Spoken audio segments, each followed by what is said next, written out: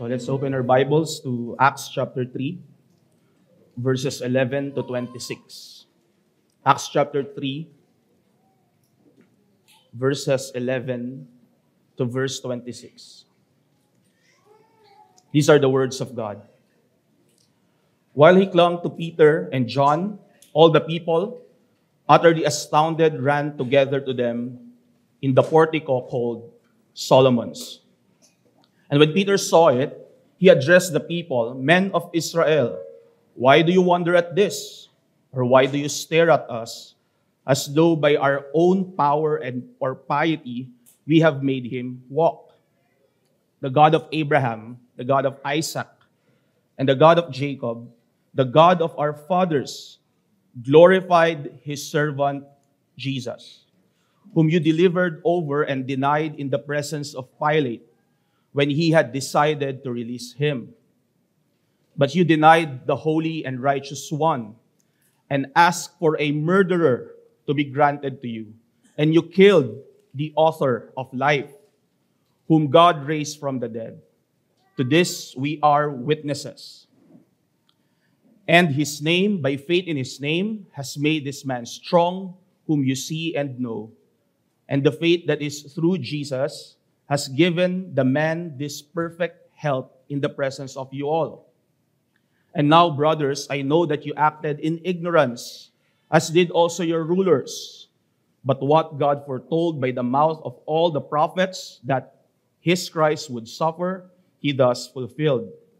Repent, therefore, and turn back, that your sins may be blotted out, that times of refreshing may come from the presence of the Lord, and that he may send the Christ appointed for you, Jesus, whom heaven must receive until the time of restoring all the things about which God spoke by the mouth of his holy prophets long ago. Moses said, "The Lord God will raise up for you a prophet like me from your brothers. You shall listen to him in whatever he tells you. And it shall be that every soul who does not listen to the prophet shall be destroyed from the people." And all the prophets who have spoken, from Samuel and those who came after him, also proclaimed these days, "You are the sons of the prophets and of the covenant that God made with your fathers, saying to Abraham, 'And in your offspring shall all the families of the earth be blessed.' God, having raised up his servant, sent him to you first to bless you by turning every one of you from your wickedness." Thanks be to God for his word. We are now at the middle of the third chapter in our journey through the book of Acts. And at the opening of this chapter, as we've heard last week, we saw Luke's historical account of the miraculous healing of the beggar at the temple gate, who was lame from birth. We've observed that in the name of the Lord Jesus Christ, through the power of the Holy Spirit, and at the command of the Apostle Peter, this beggar, who suffered all his life from being lame, was instantly and miraculously made strong and made healthy. And as verse 8 says, he jumped to his feet and began to walk. At ngayon nakakalakad na siya for the very first time in his life. Saan niya ginamit ang mga paa niya? Saan siya pumunta pagkatapos na siya ay pagalingin ng Panginoong Hesus? It also says in verse 8, "Then he went with them," that is with the apostles Peter and John, "into the temple courts, walking and jumping and praising God." Now, if you are walking and jumping out of joy as you praise God, you will surely attract a lot of attention, especially in public spaces like the temple. And just imagine, maybe for others na pumupunta doon sa temple is just another day of going to the temple to pray. Pero bigla silang may napansin na isang tao na tumatalon-talon habang naglalakad at masayang nagpupuri sa Diyos. At nung paglingon nila, para i-check nila kung sino ito, siguro sa unang tingin pala nila, naisip agad nila, parang kilala ko tong tao na to. Parang namumukhaan ko itong tao na to. And perhaps as they keep on looking to this man who is jumping and joyfully praising God, they were suddenly surprised upon recognition, upon them recognizing that he was the same man who used to sit begging at the temple gate. This man is well known to the crowds who frequently went to the temple, probably because he was begging in the same spot for so many years now. And now as the crowd sees him walk, jump, and praise God, they realize that God is at work in their midst. And as verse 10 says, they were filled with wonder and amazement upon witnessing this miracle. Now in verse 11, it says that due to this wonder and amazement, the curious crowds started to run. Di sila basta naglakad lang at naggather. They started to run and congregate where the healed man was. And they found him clinging or staying with the apostles Peter and John in a place called Solomon's Portico. Yung Solomon's Portico po is a covered walkway at the wall of the Temple Mount, which was a place for commerce and conversations. So now, just imagine, while Peter and John and this former lame beggar conversed, they started to notice that people are flocking around them. And when we say crowds or people, hindi lang po ito basta hundreds of people. The crowd were at least 5,000 in number or more, probably more. Because we see after Peter preached to them, about 5,000 believed the gospel as recorded in chapter 4, verse 4. So maraming tao po ito ang nag-gather sa kanila. So it was said in chapter 3, verse 12, that when Peter noticed that so many people are gathering because of the miracle that happened, he took the opportunity to address them and explain to them the real cause of this miracle. Ang pinakauna niyang ginawa, he corrected their man-centered thinking. In verse 12, he said, "Why do you stare at us as though by our own power or piety we have made him walk?" Ngayon, bakit ito sinabi ni Peter? You see, sinabi niya po yan or tinanong niya sa mga tao because Jewish people, meron po silang paniniwala na kapag mataas ang iyong level of piety or mataas yung devotion mo sa kanilang religion, para bang nagiging obligated ang Diyos na sagutin kahit anong hingin mo. Nagiging obligated ang Diyos na sagutin kahit anong ipanalangin mo, ipag-pray mo. Whether it's impossible to happen or whether it's a miracle, magiging obligated ang Diyos kung devoted ka sa kanilang Jewish religion. Kaya sabi ni Peter, tingin nyo ba dahil sa sarili naming power or piety, kaya nakalakad itong taong to? Now, that's a rhetorical question and the answer is, no. It's not ultimately because of them. Maybe they were used by God to perform the miracle, but ultimately, it's not because of them that the miracle happened. Rather, in verse 16, Peter emphatically said that this is not merely their act. Rather, this miracle is a divine act of the Lord Jesus Christ. It is as if Peter is telling them, this is not just about the miracle or us who performed or were used by God to perform it. No, this is all about Jesus Christ and His gospel. And nakita na po ba natin itong pattern na to before? Nakita na natin ito in Acts chapter 2. And the pattern is this. First, through the Spirit-empowered apostles, Christ will perform a great miracle. And then the crowds will be amazed. And then they will gather around the apostles. And then what? The apostles will preach a Christ-centered sermon, a Christ-centered gospel. And people will be saved. And that is the same pattern that we can see in our text this morning. One of the purposes of the miracles done by the apostles is to gather a crowd for the preaching of the gospel and for the salvation of the souls of those who will believe. And so in verse 13 onwards, we can see the second recorded preaching in the book of Acts. At katulad ng first preaching ni Peter, this second one is also a Christ-centered explanation of the Old Testament Scripture. But this time, Peter will focus more on exposing the guilt of their sin for killing the author of life, who is Jesus Christ, as we have seen in verse 15.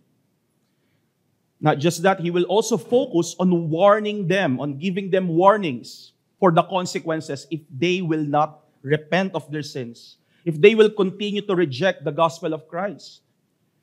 But he will also preach to them the hope of salvation from their sins, the blessings that follows it if they will repent and believe in Christ. And that's what we can observe in apostolic sermons.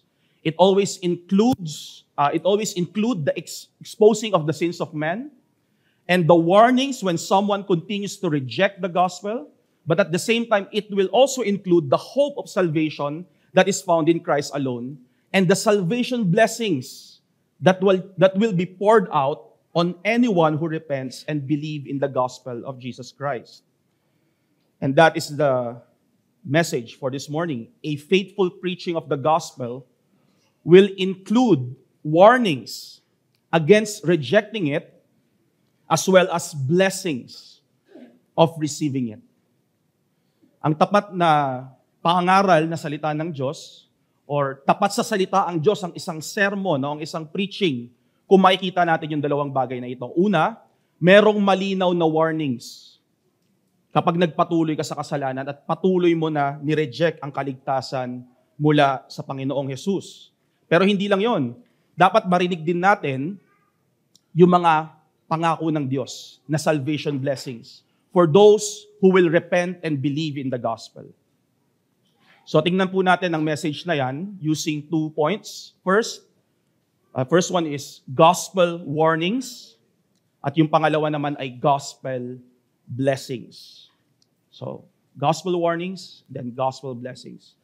Let us consider the first point, gospel warnings. As we have observed earlier, nais ni Peter na ipakita sa mga nakikinig na hindi through their own power and piety kaya nila na-perform yung mga miracle. Rather, dineclare niya sa verse 16, as we have said, na ang miracle na ito ay gawa or act ng ating Panginoong Hesukristo. Pero bago niya sabihin, bago niya ipakilala kung sinong gumawa ng miracle, which is Jesus Christ, in verse 12 to 15, he made sure first, sinigurado niya muna, na alam ng mga taong nakikinig kung sino yung Jesus na tinutukoy niya. And as he shows them who is this Jesus that he is referring to, and he will do this by reminding them of his life, his death and resurrection. Habang ginagawa niya yon, he will also expose the ugliness of their sin that they have done against this Jesus that made the lame walk. So first, makikita natin yung hint concerning sa public ministry ni Christ. Doon pa lang sa simula ng statement ni Peter, sabi niya, Men of Israel, why do you wonder at this miracle?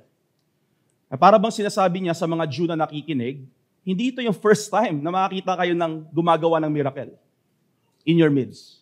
It's not the first time. Now, he's saying that malamang naaalala ng mga nakikinig sa kanya, no, that in the last few years, meron ding nagpe-perform ng miracle. Meron ding nagpapagaling ng mga may sakit na imposible nang gumaling. Ang kaso, probably naalala din nila, kaso lang just few weeks ago, sabay-sabay kaming sumisigaw, crucify him, doon sa miracle worker na yon. And just few weeks ago, ipinapako namin siya sa krus. Just imagine, siguro simula pa lang ng sermon ni Peter, nag-iisip-isip na yung iba sa kanila. Baka nagbubulungan pa, no? Hindi kaya yung tinutukoy niya na nagpagaling sa lame beggar ay yung pinapatay natin na miracle worker, na miraculous healer just few weeks ago. And perhaps many of them are a bit nervous already.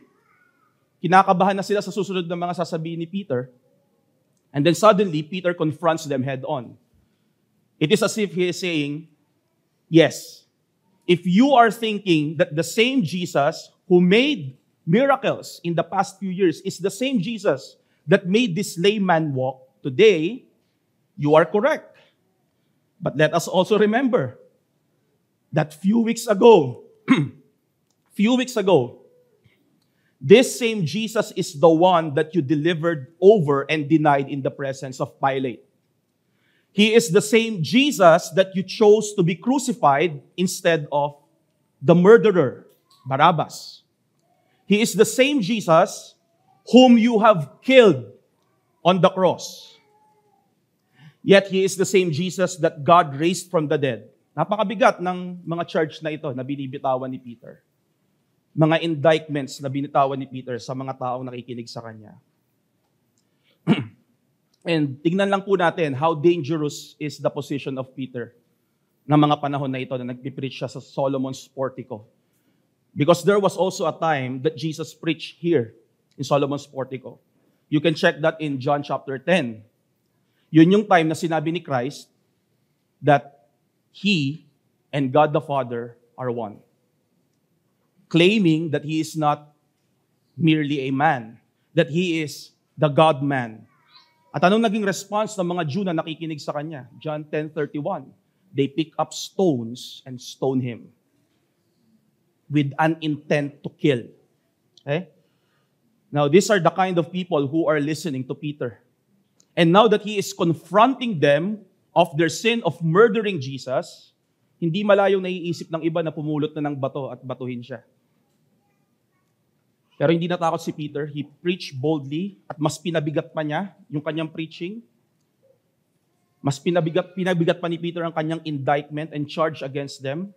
Let us notice na hindi lang niya basta sinabi that you are murderers of a human being. No.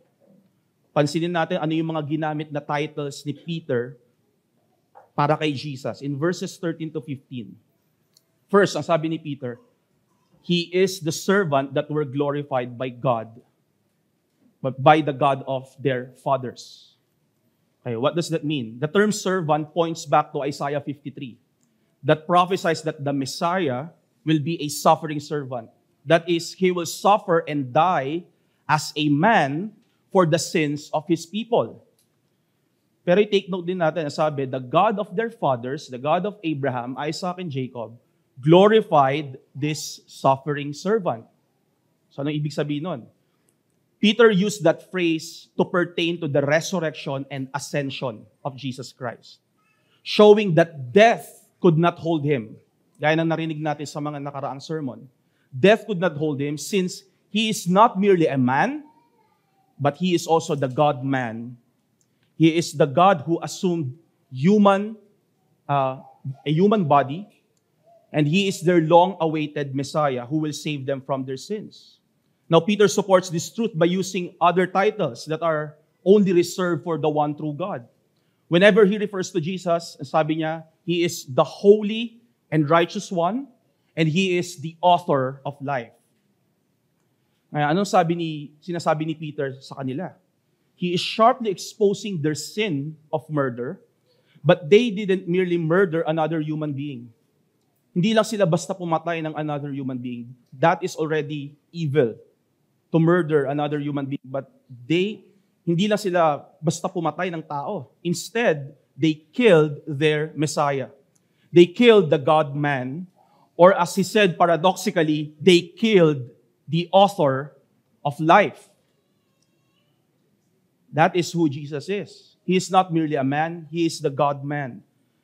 But since He is the author of life, death could not hold Him. And Peter declared He was raised from the dead, showing to all that He truly is God, and His work of redemption is sufficient to everyone who will believe. Peter also said that the apostles are witnesses to His resurrection. And it is as if He is saying that this miracle that you have witnessed today is a continuation of the work of the risen Christ. Now just imagine the fear of these people. If you brutally killed someone and he resurrected from the dead, malamang ang unang maiisip, for sure, this man will look after me and murder me. how much more should they fear since they brutally killed the God-man? Not just a mere man, but the God-man. That's why in verse 17 onwards, Peter showed them that there is a hope for them.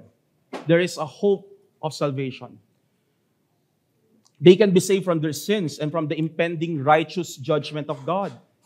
In verse 17, Peter says that they acted in ignorance. Now, does this mean that Peter is reducing or excusing their sin? Of course not. Absolutely not. Rather, this is a recognition that when they shouted, crucify him, they did it without fully understanding who Jesus is and his mission. Or as 1 Corinthians 2 verse 8, sabi doon, none of the rulers of this age understood what they are doing. For if they had, kung naiintindihan nila ang ginagawa nila, they would not have crucified the Lord of glory. Now, this also reflects the words of Christ on the cross. Ang sabi niya, Father, forgive them, for they do not know what they are doing. Now, ano ibig sabihin nito? Peter pointed out their ignorance not to absolve them from their guilt and sin. Hindi para i-excuse, or gaya na sinasabi natin, ignorance of the law is not an excuse. But rather, he mentioned it to show them that repentance and forgiveness from these sins are possible now that they are ignorant no more. Bakit hindi na sila ignorant? Because he is informing them of their true sin. Or as John Stott says, and I quote, ang sabi niya, his purpose in saying this was neither to excuse their sin, nor to imply that forgiveness was unnecessary, but to show why it is possible, unquote. Now, repentance and forgiveness is possible because if they have sinned out of ignorance before, now Peter informs them of their true spiritual condition by clearly showing them how severe was their sin against Jesus Christ. Their realization of their sins must push them to seek salvation in Christ alone. Now, thus Peter called them to repent of their sins and put their trust in Christ alone for salvation. He called them to trust that the death of this Jesus that they have murdered is the sufficient payment for the forgiveness of their detestable sins. That is if they will truly believe in Him. Or as Peter said in verse 22, Jesus is the perfect prophet that Moses was talking about. And through his apostles, he is calling everyone to listen to him. Listen to him. And the call is this: repent of your sins and put your faith in Christ alone for your salvation from sin, salvation from death, and the perfect wrath of God. And what was anong warning ni Peter? If after all the exposing of your sin, you still won't listen to the calls of the perfect prophet to turn away from your sins. Ano ang warning ni Peter if one persists in not listening to the commands of Christ to turn back to Him, to turn from your sins and turn back to Him? Peter said, while quoting Moses, that person who refused to listen to the summons of Christ, that person who is severely hard-headed will be destroyed. That is, their body and soul will eternally receive the perfect and righteous wrath of God in hell. Now, siguro sabihin ng iba, grabe naman ang harsh naman ni Peter sa kanyang preaching. But is he being harsh just for the sake of being harsh? You know that's not the case, because later, Peter will also show us the beauty and blessings of the glorious gospel of the Lord Jesus Christ. But, you see, brethren and friends, you will not see the beauty of the gospel without seeing first the ugliness of your own sins. And without the warnings of the gospel that exposes the ugliness of sin and the consequences of not repenting from them, we will continue in our ignorance of our true spiritual condition. Kung ignorante ka sa totoong kapangitan ng kasalanan mo, or tingin mo, napiplease mo naman ng Diyos out of your own good works, apart from the works of Christ, then you will not see your need of the gospel. Thus, it will be unattractive to you, maybe even boring for you. Instead, what will be beautiful for your deceived eyes are your vain self-righteousness and your prideful accomplishments. Now, they may be beautiful in your own eyes, but in the eyes of God, they are like disgusting menstrual rags, as said in Isaiah.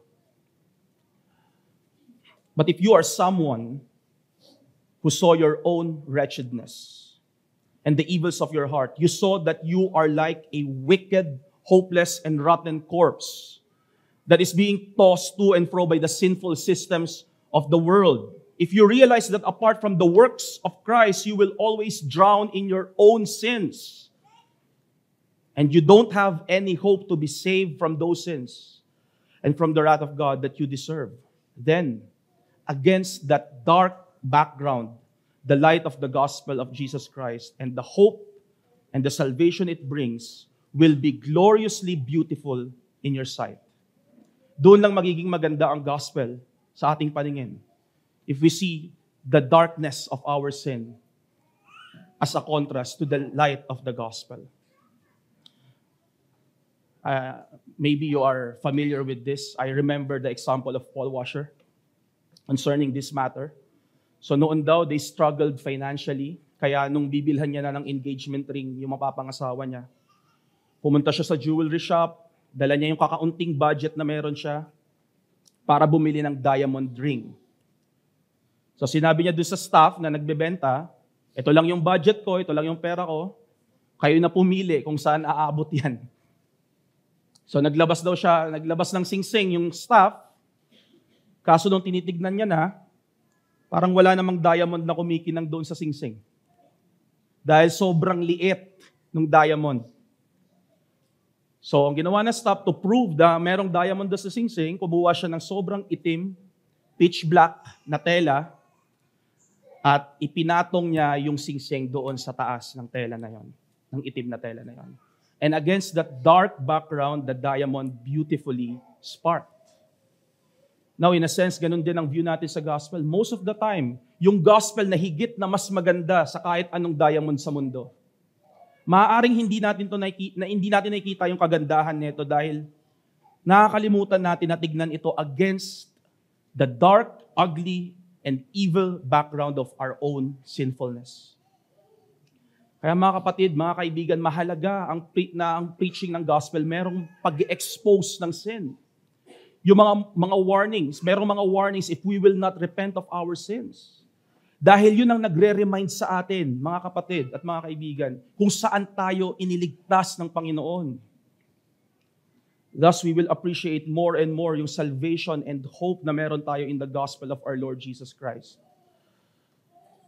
Kaya kung nandito ka ngayon at hindi mo pa nakikita na sobrang pangit ng spiritual condition mo, hindi mo pa nakikita na sobrang makasalanan mo, dalangin namin na buksan ng Diyos, buksan ng Panginoon ang mata ng puso mo para maintindihan mo kung gaano ka-severe, gaano kalala ang iyong mga kasalanan. Makita mo rin sana na merong parusa na nakahanda ang Diyos sa mga kasalanan na nagawa mo.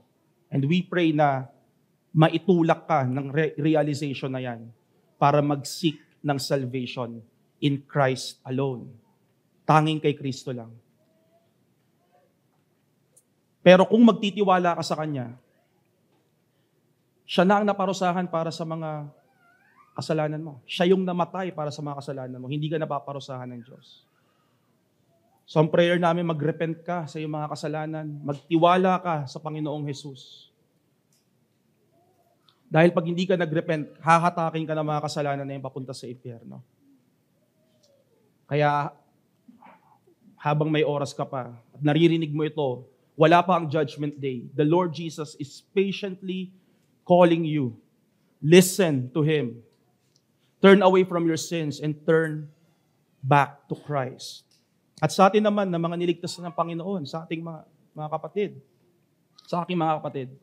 Let us beware, dear brethren. Pag merong mga preachings or teachings na hindi tayo kino-confront of our sins, o kaya umiiwas yung preacher na i-preach yung mga biblical verses na nagpapakita ng sharp rebuke or correction of sin, mag-ingat po tayo. O kaya kung may mga sermon na pagpiplease lang na kung ano yung gusto ng tao ang pinipreach, kahit against na to sa salita ng Diyos. Beware of those preaching, according to Apostle Paul, that tickles the ear. Mga flattering preachings po yan. No? At alam naman natin, ang flattery, sa una, you might think that they want the best for you, pero sa dulo, meron po yung kapalit. Pero if you are hearing sermons that faithfully and graciously confronts you of your sins, then let us be thankful, dear brethren. Tandaan po natin na ang faithful preaching of the gospel that exposes our sins ay isang klase ng formative discipline. Formative discipline ng Diyos para sa kanyang mga anak. Yung mga preachings who faithfully confronts our sins, yan ang ginagamit ng Diyos para i-rebuke tayo at i-correct tayo sa mga kasalanan na madalas ay hindi natin alam na nagagawa pala natin.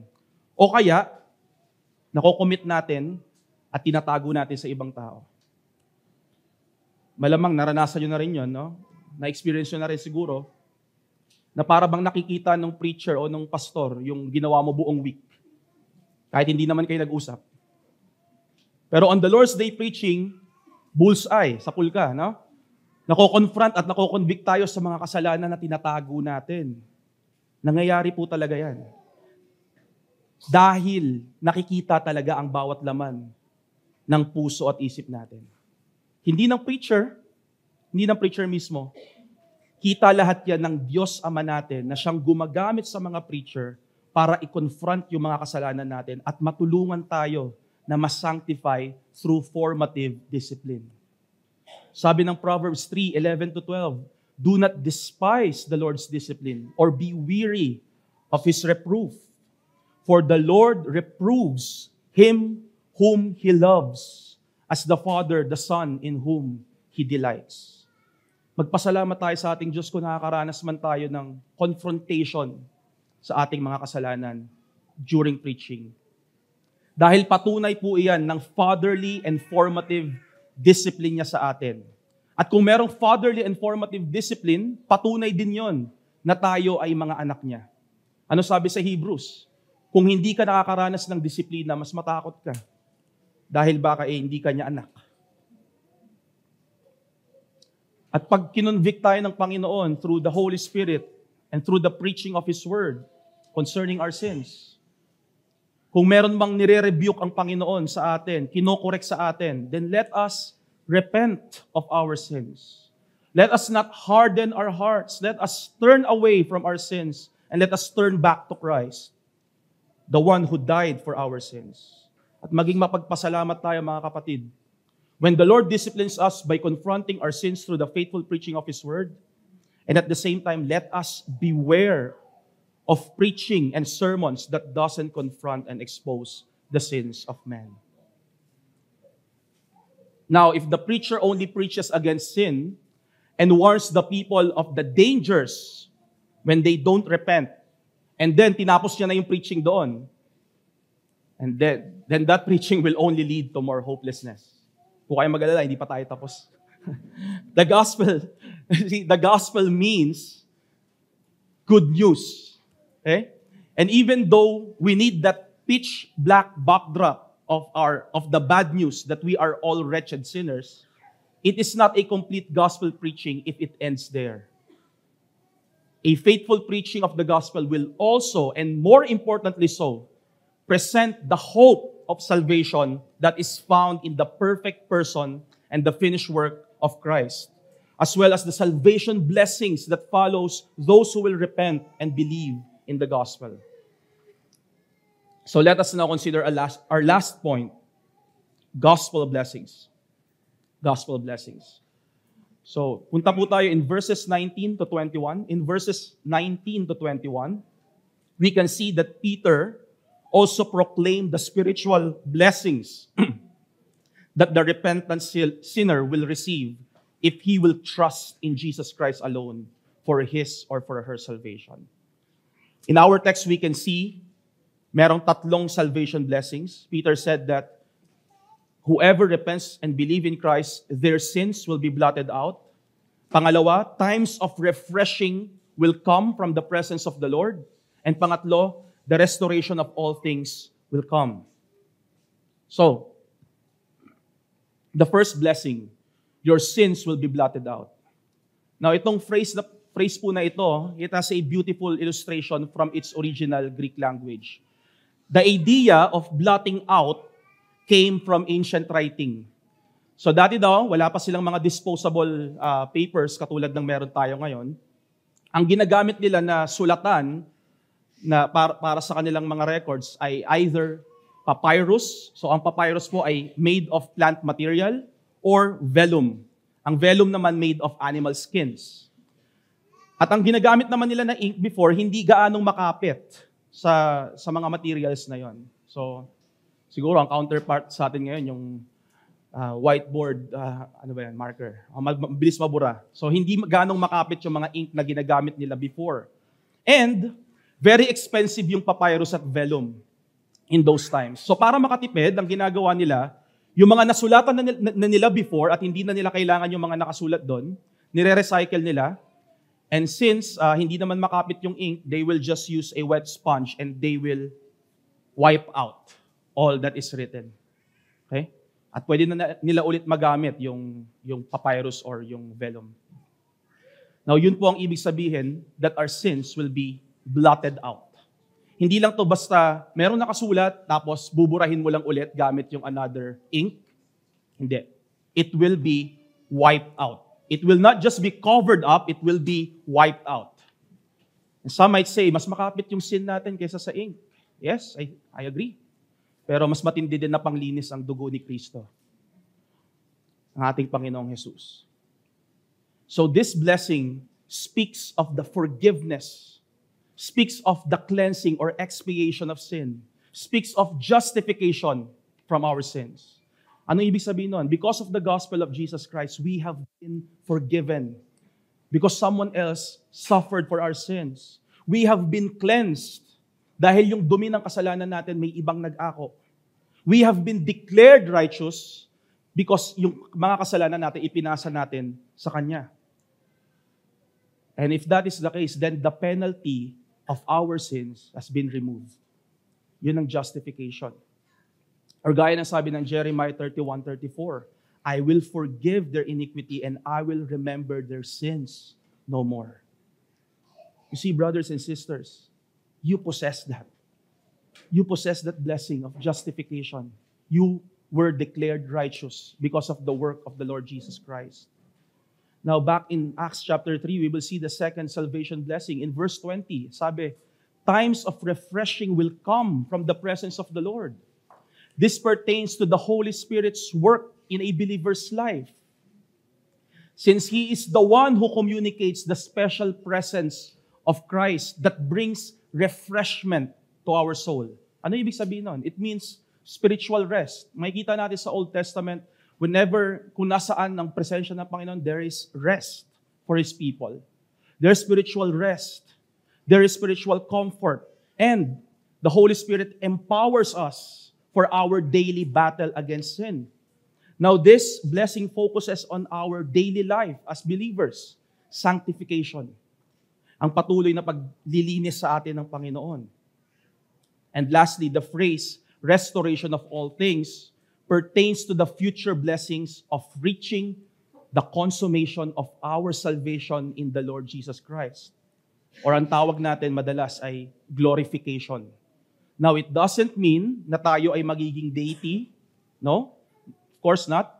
Rather, it means that we will at last, we will be saved from the presence of sin, where we will be with the Lord forever in the new heavens and the new earth. There we will not fight against sin anymore. Pagod na ba kayo? There in the presence of the Lord, we will not fight against sin anymore because there will be no more sin. we will have new bodies that are fit for all eternity to eternally know and commune with our God. At sinong nag-accomplish ng mga blessings na ito? Hindi ba't ang Panginoong Jesus?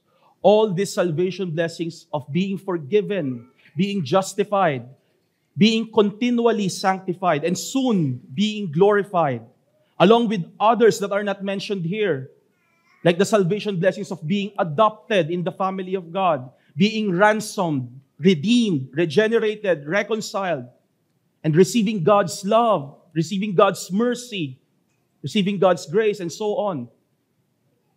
You will only receive these spiritual blessings if you are in Christ. You don't have these blessings if you refuse to listen, if you refuse to repent of your sins, if you refuse to trust in the Lord Jesus Christ alone for your salvation. Kaya we urge you, kung wala ka pa sa Panginoong Jesus, we urge you to repent of your sins and trust in the Savior who will lavishly pour out all these blessings to you if you will believe in Him. But for you, brothers and sisters in Christ, you who are already in Christ, remember and meditate on these blessings that we possess in Christ. And no, brethren, na itong pag-alala natin sa mga blessing na to, hindi to arbitrary. Counting and recounting our blessings in Christ is one of our greatest weapons in fighting discouragement and despair.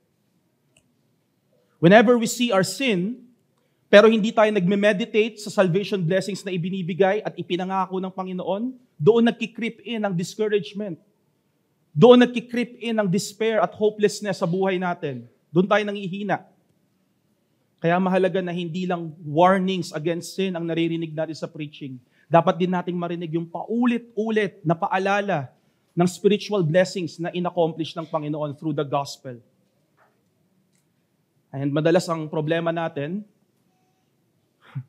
we are prone of forgetting. We are prone of forgetting the promised blessings of our Lord. At pag nalilimutan natin ang mga blessing na binigay na ng Panginoon at ipinangako niya sa atin, doon nag-a-accumulate yung discouragement and then will produce more and more sins. You see, pag nalimutan mo na pinatawad ka ng Diyos because of the work of Christ, pag nalimutan mo na nilinis ka na niya sa mga kasalanan mo, at times, doon papasok yung mga thoughts na magpapatuloy na lang ako sa sin kasi nasimulan ko na ulit. Instead of humbly repenting of our sins, instead of turning back to Christ, we wallow in our sins because we forget our identity in Christ. Minsan, may mga thoughts pa tayo na ini-entertain. Hindi na ako worthy na lumapit sa Lord kasi makasalanan ako. And we fall into deeper levels of despair. You see, brothers and sisters, the truth is, we were never worthy to draw near to God on our own. It's only because of the mercy and grace of the Lord through His Son na tayo ay nakakalapit sa throne of grace. Pero hindi natin yun naaalala pag nandoon tayo sa despair. Nalilimutan natin yung mga blessings na meron tayo na ibinigay na sa atin ng Panginoon. Napakaganda ng illustration ni John Bunyan pagdating sa despair at hopelessness. Yung kawalan ng pag-asa dahil sa patuloy na pagfo-fall into sin ng Christian. If you have read the Pilgrim's Progress, sabi na Bunyan, yung despair at hopelessness due to sin is like a giant. Sabi niya parang higante. A giant that will drag you and lock you up in his dungeon under his castle that is called the Doubting Castle. At alam mo to, kung nabasa mo yung Pilgrim's Progress, you know na nahuli ng higante na ito, nag-despair, yung ating bida, yung ating protagonist na si Christian, at yung kaibigan niya na si Hopeful. And while they were there, doon sa dungeon ng giant despair, frequently silang dinidiscourage nito araw-araw. Sinasabihan sila ng mga nakaka-discourage na bagay. And because of that, anong tumatakbo sa isip ni Christian? lahat ng mga kasalanan niya, lahat ng pagkakamali niya, hanggang sa lumalim yung discouragement niya to the point that he also doubted. Sabi niya, tatanggapin pa kaya ako ng king dahil sa aking mga kasalanan? Papapasukin pa rin kaya ako sa celestial city dahil sa aking mga kasalanan? Mabuti na lang may kasama siya, nandun si Hopeful, para encourage siya, para ipaalala sa kanya yung mga previous na ginawa ng Panginoon, previous na pagtulong ng Panginoon. And as they encourage one another, eventually, may nakakalimutan pala si Christian. He forgets. At doon niya lang naalala nung sila ay nag-i-encourage na sa isa't isa. Meron nga pala siyang susi.